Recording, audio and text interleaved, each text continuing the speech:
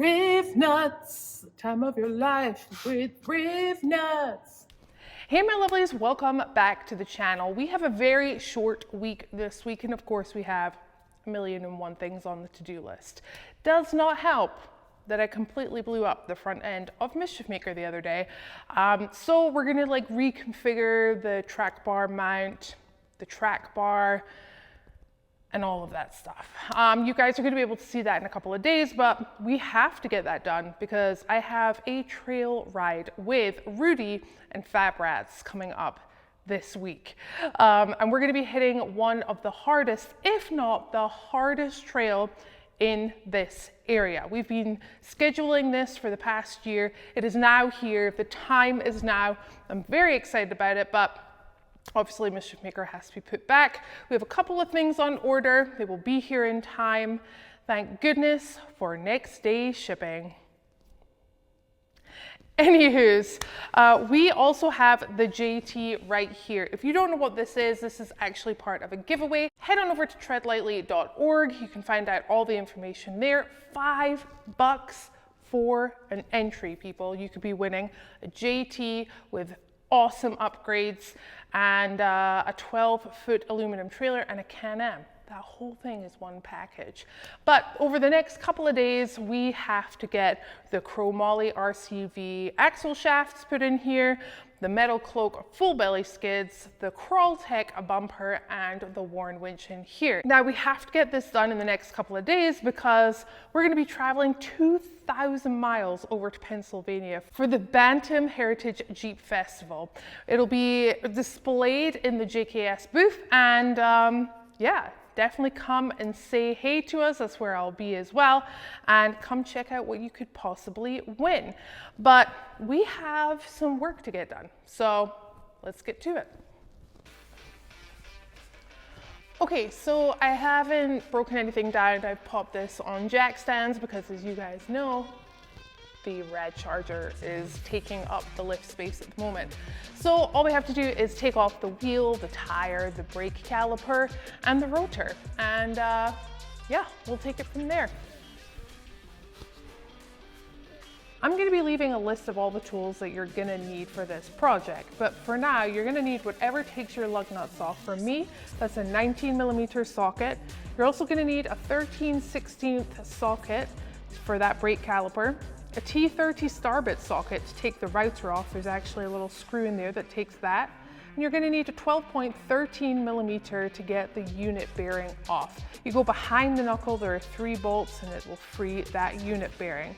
You're also gonna need that 13mm to take the CAD off at the back. Don't worry, I know I'm talking a whole lot of gobbledygook right now, but I'm gonna go through absolutely everything. You're also gonna need a 34mm socket for the axle shaft nut, and you're gonna need pliers for a good old snap ring. Again, don't worry, I'll be taking you through each step.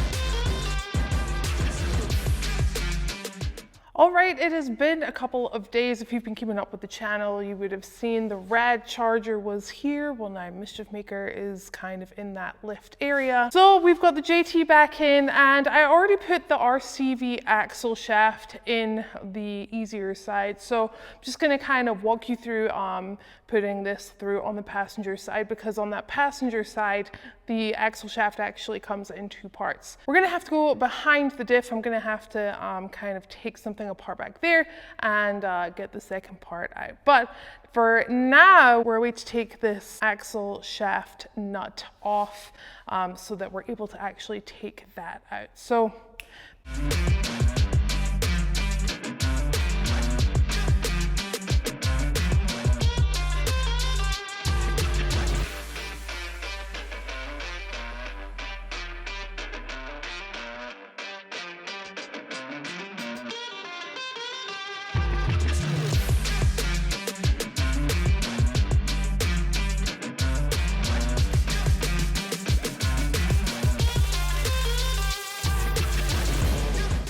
so you're gonna notice that there is this just doesn't look right? You guys have seen me pull out axle shafts from Mischief Maker.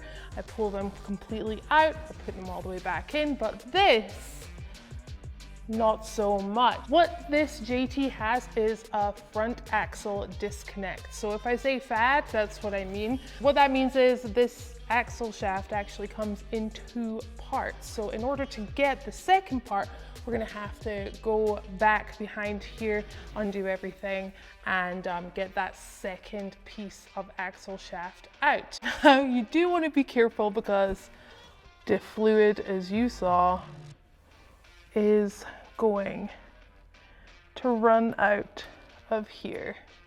So just make sure you have something like a rag or a bucket or something like that.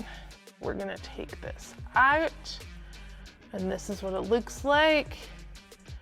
And this should just come out. So this piece holds the two pieces of axle shaft together. All right, in here you have your inner axle shaft.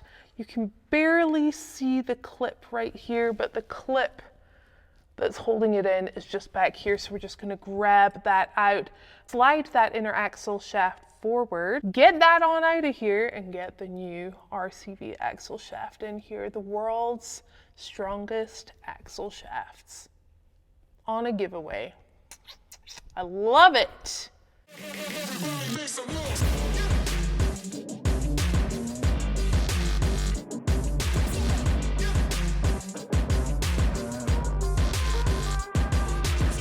It's a very easy process for a fantastic upgrade.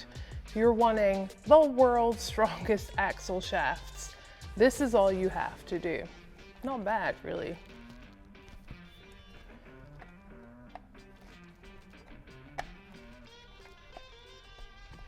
All right, I'm not gonna lie, that RCV boot on this side was a bit of a hard job. Those RCV boots are really, really tight, obviously by design. So I tried multiple things. So with the RCV axle shaft, it actually comes with this tool. So you just put it on right here, and that holds everything in place so it doesn't shift back when you're trying to get this on there. So a zip tie in here is normally what people do. That's actually what I did on the other side. That wasn't working for some reason. I don't want to just completely hit on this all the time, even although that's what a lot of people do. So what I did, and I double checked to make sure that this was actually okay to do, is I actually took the heat gun on a very low setting and just kind of warmed this up just slightly so that I could get it on so I could push it.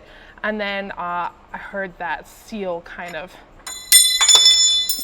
break, and it's on there now. So I'm gonna put everything back together bar the wheel and tire, because I'm actually gonna take the fender flare off to get those inner fender flares on from Artec. And you have to take this off anyway. So I'm gonna head and do that. Now we are heading to the Bantam Heritage Jeep Festival in, well, Slippery Rock, Pennsylvania. We will be in Butler, Pennsylvania on Thursday at Butler Brew Works. It's on Main Street. It's a fabulous brewery. We have Mischief Maker beer there, so we'll be there from the afternoon through the evening. Come chill out, hang out, talk Jeeps, talk family, talk whatever you want over a nice cold Mischief Maker beer. But for now, can't think about that. Gotta get this done.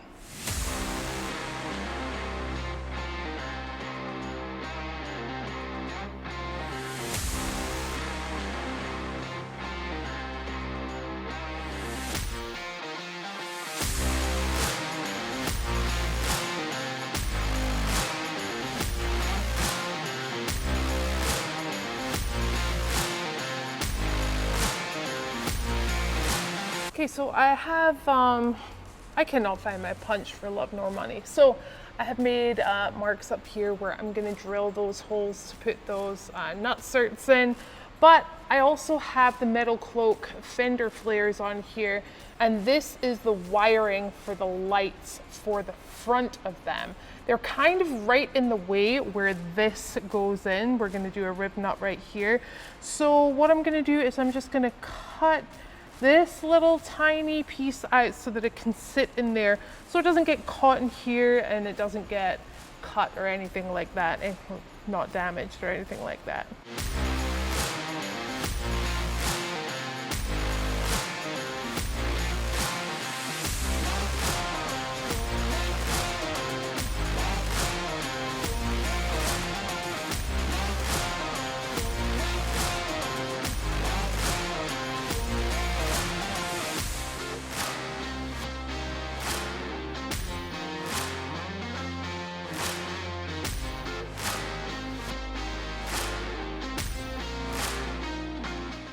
Right, my lovelies, do I look tired?